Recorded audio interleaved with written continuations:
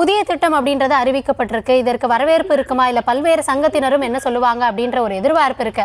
ஆனால் தற்பொழுது முதலமைச்சரை சந்தித்து அவர்கள் நன்றி தெரிவிப்பது, இல்லைன்னா அவருக்கு சால்வை அணிவிப்பது, இது போன்ற நிகழ்வுகள் எல்லாம் நடைபெறுகிறது. இதில் எந்தெந்த அமைப்பினர் கலந்து கொண்டு இருக்காங்க, அனைத்து அமைப்பினரும் இருக்காங்களா, ஜாக்டோஜியோ உட்பட? ஏன்னா இதற்கு முன்னாடி நம்மகிட்ட தொலைபேசியில் பேசின பழைய பென்ஷன் மீட்பு இயக்கத்திலிருந்து இது எங்களுக்கு திருப்தி இல்லை அப்படின்னு சொல்லியிருந்தாங்க. ஆனால் தற்பொழுது முதலமைச்சருக்கு நன்றி தெரிவிக்கிறாங்களே, யாரெல்லாம் இதில் இருக்காங்க?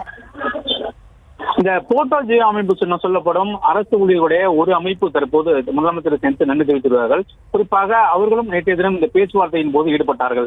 அந்த போட்டோ ஜியோ என சொல்லப்படக்கூடிய அமைப்பு இரண்டு அமைப்புகள் தான் பெரிய அமைப்பாக இருக்கிறது. ஜாக்டோ ஜியோ மற்றும் போட்டோ ஜியோ என்ற இரண்டு அமைப்புகள் தான் பெரிய அமைப்பாக அரசு ஊழியர்கள் இருக்கிறார்கள். அவர்கள் இருவரும் தான் கடந்த 22ஆம் தேதி அமைச்சர்களுடையான தலைமைச் செயலகத்தில் நடந்த பேச்சுவார்த்தையின் போது நாங்கள் இந்த கோரிக்கையை ஏற்கும் வரை இந்த அதாவது எங்களுடைய போராட்டத்தை பின்வாங்க மாட்டோம் என்றும் 6ஆம் தேதி முதல் தமிழ்நாடு முழுக்க அனைத்து இடங்களிலும் வேலைநிறுத்த போராட்டத்தில் ஈடுபடுவதாகவும் இந்த இரண்டு சங்கங்களும் தான் தெரிவித்தார்கள்.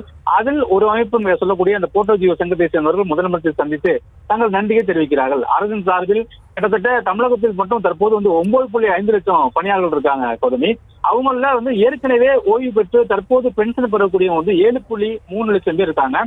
அதன் அடிப்படையில் நடப்பாண்டில் மட்டும் ஊழியரோட சம்பளங்கிறது தமிழ்நாட்டில் அதிகபட்சமாக 91,000 கோடி செலவாயிட்டு இருக்கு. ஏற்கனவே ஓய்வு பெற்றவர்களுக்கு பென்ஷன் தொகையா, அதாவது 2003க்கு முன்னாடி ஓய்வு பெற்றவர்களுக்கு தமிழ்நாடு அரசு சார்பில் 41,000 கோடி நம்ம கொடுத்துட்டு இருக்கோம். அதன் அடிப்படையில் தற்போது அரசுடைய பணி ஆற்றுவர்களுக்கு ஊழியர்கள் அடிப்படையில் 1,98,000 பேர் பழைய பென்ஷன் திட்டத்தில் இருக்காங்க. மீதமுள்ளவர்கள் 7 லட்சம் பேர் புதிய பென்ஷன் திட்டத்தில் இருக்காங்க.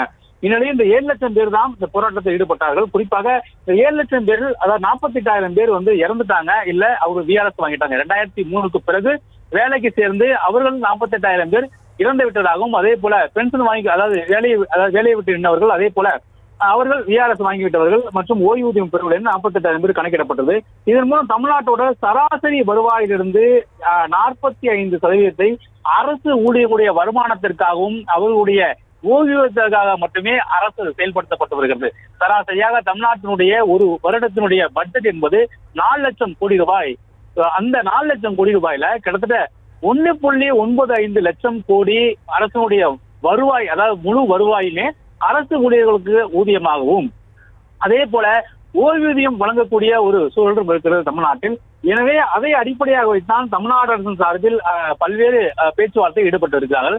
இந்நிலையில் அரசினுடைய பெரும் தொகை, இன்ஃப்ராஸ்ட்ரக்சர் மற்றும் உள்ளிட்ட பல்வேறு விஷயங்கள், அரசு நலத்திட்டங்கள் எல்லாம் எவ்வளவோ இருக்கிறது. இதையெல்லாம் மீறியும் தான் அரசு ஊழியர்களுக்கு இந்த ஊதியம் வழங்கப்பட்டுள்ள நிலையில் அவர்கள் கூடுதலாக தற்போது கேட்கக்கூடிய ஒரு சூழல் இருக்கிறது. ஏனென்றால் தற்போது 10 லட்சம் பேர் தான் அரசு ஊழியர்களா இருக்கார்கள். தமிழ்நாட்டில் 8 கோடி ஜனத்தொகையில் 10 லட்சம் அரசு ஊழியர்களுக்கு. எனவே கிட்டத்தட்ட 45% வருமானத்தை கொடுக்கக்கூடிய ஒரு சூழல் தற்போது தமிழ்நாட்டில் ஏற்பட்டிருக்கிறது. அதன் அடிப்படையில் தான் அரசு ஊழியர்களும் தொடர்ச்சியாக அவர்கள் அரசு சார்பில் பேச்சுவார்த்தை நடைபெற்று வருகிறது.